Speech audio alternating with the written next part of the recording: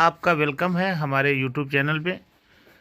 आज के इस सेशन में हम आपको प्रेजेंट परफेक्ट टेंस का जो रिमेनिंग पार्ट है उस पर हम डिस्कस करेंगे। बच्चों, इसके पहले मैंने प्रेजेंट परफेक्ट टेंस का अफर्मेटिव सेंटेंस को कैसे ट्रांसलेट किया जाए इसके बारे में मैंने आपको बताया था। इस वीडियो में हम आपको प्रेजेंट परफेक्ट टेंस का निगेटिव और इंट्रोगेटिव सेंटेंस कैसे बनाया जाएगा इसको बहुत सिंपल तरीके से मैं समझाने की कोशिश करूँगा। लेकिन उसके बाद भी अगर आपके समझ में कोई चीज़ नहीं आती है तो आप कमेंट बॉक्स में मुझसे क्वेश्चन करके पूछ सकते हैं। मैं उस पर वीडियो बनाऊंगा और आपको समझाने की कोशिश करूंगा। बच्चों, प्रेजेंट परफेक्ट टेंस का निगेटिव सेंटेंस जो है, इसमें सबसे बड़ी बात आपको ये समझना है कि अगर हमारा वाक्य का सब्जेक्ट यानी कर्ता एक वचन है, ही शी इट या कोई नाम, इसको एक वचन कहा जाता है। ही एक वचन है, शी एक वचन है, इट एक वचन है और कोई नाम एक वचन है। इसके साथ हम हैज़ नॉट लगाएंगे। और अगर हमारा कर्ता आई वी यू दे या बहुवचन है तो हम उसके साथ हैव नॉट लगाएंगे। और हैज़ नॉट और हैव नॉट के बाद क्रिया का थर्ड फॉर्म लगाएंगे, फिर ऑब्जेक्ट लगाएंगे, फिर अन्य शब्द लगाएंगे। यही फार्मूला आप नोट कर लीजिए कि सबसे पहले सब्जेक्ट, फिर उसके बाद हैज़ या हैव, फिर नॉट, फिर उसके बाद वर्ब का थर्ड फॉर्म, फिर उसके बाद ऑब्जेक्ट और फिर उसके बाद अदर वर्ड। ठीक है, इसको आप नोट कर लें, ये इसका फार्मूला है। और इसके बाद जो है, अब हम आपको ये इस पर कुछ एग्जाम्पल हम आपको समझाने की कोशिश करेंगे ताकि आपको ये बात दिमाग में अच्छी तरह बैठ जाए कि वाक्य को कैसे किया जाता है। देखिए, अभी हम आपको ये समझाने जा रहे हैं कि अगर आपका सब्जेक्ट एक वचन है तो उसके साथ हैज़ नॉट हैव नॉट कैसे हम लगाएं, हैज़ नॉट कैसे लगाएंगे। जैसे आपका एक एग्जाम्पल ले लीजिए, कुछ एग्जाम्पल मैं लेके आया हूँ जिसको आप बहुत गौर से देखिए और समझिए और कॉपी पे नोट कीजिए तो आपको समझ में आ जाएगा। जैसे मोहन पढ़ाई नहीं कर चुका है, हो जाएगा मोहन हैज़ नॉट स्टडीड। ठीक है, मोहन पढ़ाई नहीं कर चुका है, मोहन एक वचन है, इसके साथ हैज़ नॉट लगेगा और पढ़ाई नहीं कर चुका है स्टडीड। ठीक है, दूसरा एग्जाम्पल ले लीजिए कि सोहन स्कूल नहीं जा चुका है, तो Sohan has not gone to school, Sohan school नहीं जा चुका है। अगला एग्जाम्पल हमारा है कि राधा गाना नहीं गा चुकी है, तो राधा हैज़ नॉट, ठीक है, राधा गाना नहीं गा चुकी है होना चाहिए, इसमें जा चुकी लिख गया है बच्चों, इसको आप ज़रा सही कर लीजिएगा। और इसका इंग्लिश सेंटेंस भी गलत छप गया है।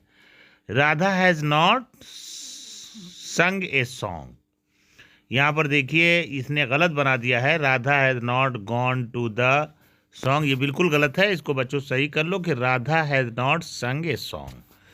ठीक है, ये मिसप्रिंट है, इसको आप सही कर लें। टीचर मैथ नहीं पढ़ा चुका या टीचर मैथ नहीं पढ़ा चुके। ठीक है, तो इसका हो जाएगा teacher has not taught maths. देखिए, मैथ को हमेशा मैथ्स लिखा जाता है, इसको कभी मैथ नहीं लिखा जाता, उसमें एच लगा के लिखा जाता है। श्याम बंसी नहीं बजा चुका है, तो श्याम हैज़ नॉट मेड बंसी। ठीक है, अगला एग्जाम्पल और एक आप देख लें कि मोहन कक्षा में फर्स्ट नहीं आया है। देखिए, आ चुका है या आया है, दोनों बात एक ही है, इस पर ध्यान देगा। आया है या पर भी वाक्य खत्म होता है या है पर, तो हो जाएगा Mohan has not come first in the class. तो ये कुछ ऐसे एग्जाम्पल मैंने आपको दिया है जिनका जो है सब्जेक्ट जो है वो आपका क्या है, सिंगुलर है। ठीक है, सिंगुलर सब्जेक्ट के साथ हैज़ नॉट लगा करके कैसे बनाया जाए इस पर मैंने दिया है। कुछ एग्जाम्पल आप और भी देख लें ताकि और आपका कॉन्सेप्ट क्लियर हो जाए। जैसे आपका वाक्य है कि जैसे आपका, अब मैं एग्जाम्पल कुछ ऐसा देना चाहता हूँ जो आपको अच्छी तरह समझ में आए। जैसे कल्पना चांद पर नहीं जा चुकी है, तो इसका हो जाएगा कि Kalpana has not gone to the moon. इसमें दो बार कल्पना छप गया है, ये गलत है, एक ही बार रहेगा। वाक्य आपका यूं है कि कल्पना चांद पर नहीं जा चुकी है, तो हो जाएगा Kalpana has not gone to the moon. देखिए, सन और मून के पहले द लगाना अनिवार्य होता है। वह लड़की अपना काम नहीं कर चुकी है। ठीक है, तो इसके लिए हो जाएगा कि that girl has not done her job. ठीक है, एग्जाम्पल और देखिए, क्लियर हो जाएगा आपको कि किरण बेदी आईपीएस नहीं बन चुकी है। Kiran Bedi has not become IPS. अब बच्चों, अब मैं आपको ऐसे वाक्य को ट्रांसलेट करने के बारे में बताने जा रहा हूँ। ऐसे वाक्यों का उदाहरण दे रहा हूँ जिनका सब्जेक्ट जो है बहुवचन है और जिनके साथ हैव लगेगा और हैव के साथ नॉट लगेगा।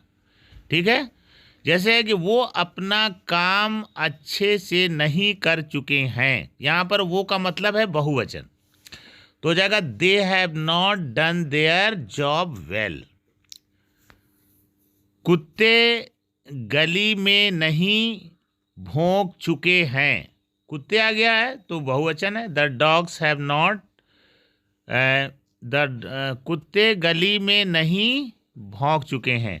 The dogs have not barked in the street. देखिए यहाँ पर गलत छप गया है, ईटन छप गया है, बहुत रॉन्ग है। ईटन का मतलब तो खा चुका होता है, ये खाने से मतलब नहीं है, भौंकने से मतलब है। तो आप इसका हो जाएगा the dogs have not barked in the street.